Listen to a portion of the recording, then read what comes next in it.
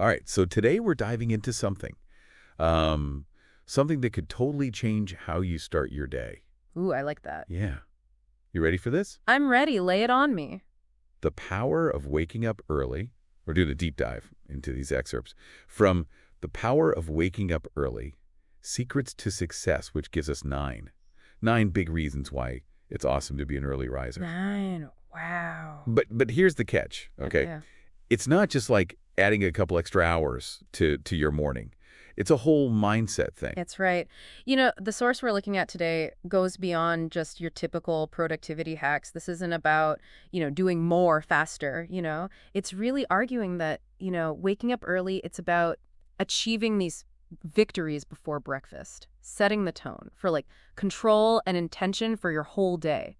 Okay, victories before breakfast, I'm sold just on the phrase. Right. But like, what does that actually look like? I mean, not all of us are marathon runners or CEOs with a personal chef making our breakfast smoothie or whatever. Right, exactly. And that's where it gets really interesting, actually. It's about tailoring those victories to your goals. Right.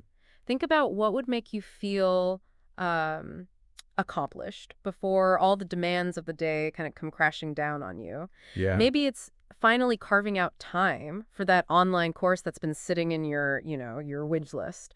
Or maybe it's writing a page, that page in that novel you've always dreamed of starting. Mm-hmm. Or maybe it's just enjoying a cup of coffee in total silence while everybody else in the house is still asleep. See, now you're speaking my language. Right. That quiet time. Yeah, that is a victory. The source also talks about early rising as a way to gain control. I'm curious, like, is it really that beautiful? Well, think about, those mornings where you hit snooze like 5 times, Yeah. maybe more even. It might feel like this little like act of rebellion. Mm-hmm. Right. You're like sticking it to the man, but it also kind of sets you up in this reactive mode. Right? You're letting the day dictate your actions.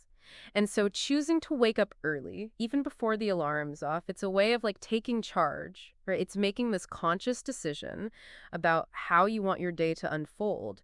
It's about proactively shaping your time instead of letting it slip away. Okay, I see what you mean. Yeah. So it's almost like this mental shift from passive to active. But I have to ask, is forcing yourself to wake up early when maybe your body doesn't want to, is that counterproductive? I mean, where's the balance between discipline and listening to our own needs? Oh, absolutely. And that's where, understanding your chronotype really comes in. Chronotype. Yeah, your chronotype. It's basically your body's natural sleep-wake cycle. So it's kind of like, are you, a night owl or a morning lark? And, while some people are naturally wired to wake up with the sun, Mhm. others it's a little bit more of a challenge. So the key is to work with your chronotype, not against it. So if you're a night owl, maybe just shifting your wake up time by an hour Mm-hmm. is a more realistic goal than suddenly trying to, be that 5 a.m. riser. So it's about finding what works for you, Yes. not sticking to some strict schedule. And you brought up an interesting point too earlier about, early risers and success. The source mentions that early birds are more likely to achieve it. hmm Is there any research on this? There's definitely a correlation, but it's not like a simple A causes B situation. Right. Research by folks like Dr. Christoph Randler shows that early risers, they tend to be more proactive, organized, and persistent, which kind of makes sense if you think about it. If you're up early, you have more time to get stuff done. Mhm. Get organized, tackle those tasks. And these are all, of course, qualities often associated with success, but it's likely a combination of factors. It's not just the early wake-up call in itself. Right. It makes sense. So, okay, so let's say someone listening, they're ready to give this early rising a try. What's the best way to design a morning routine that actually works? Well, the source uses this really great analogy. It's the big rocks, small rocks concept. So imagine, you have this jar Okay. and you have these big rocks, and those represent your crucial tasks for the day, Hmm. right? And then you have all these little pebbles, and those are your less urgent things. So if you try to, cram in all the small rocks first, you're not going to have room for the big ones. Right. But if you put the big rocks in first, all those little pebbles, they fit in nicely around them. Oh, okay. Got it. So schedule the non-negotiables first. Right. The workout, the important meeting, dedicated time for your creative work, whatever that is. And then fit in those smaller things. Hmm. Checking emails, scrolling social media. Right, exactly. And remember to leave, some gaps in there for flexibility because life is unpredictable. Yeah, for sure. Right. Your routine, it should work for you, not against you. Right.